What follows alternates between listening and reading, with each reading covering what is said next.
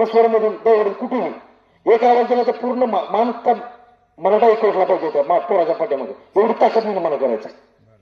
कारण ही काळाची गरज आहे. उगीच खोट्या केसेस सगळं काय होत आहे ना किंवा कुठलाही अन्याय होता एक आवाज दिला की मराठा सगळा एक उठला पाहिजे तिथं. आपल्या जातीचा विचार केला पाहिजे यावेळेस. कारण सगळं दाबायला सुरुवात केली सरकारपासून ते बाकी सगळं दाबतात आपल्या जातीला.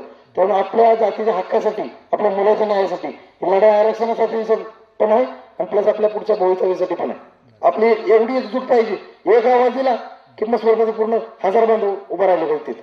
कुठल्या पुढे जाऊन आपल्या भरपूर सारं काय म्हणतात एकजुटीचं काम आहे असं ना रोड नसेल डायरेक्ट बसायचं तहसीलदार ऑफिसला सगळ्या गोष्टीवरती सोल्युशन आहे एकजुटी. जे जरांगे साहेबांनी दाखवून दिली की एकजूट असलं की सारखं झोपतो सगळे मंत्री पाया पुढे झोपतात येऊन तर सगळं आपल्याला एकजुटीचं मराठीची एकजूट आहे म्हणून एवढं शक्य आहे ती गोष्ट.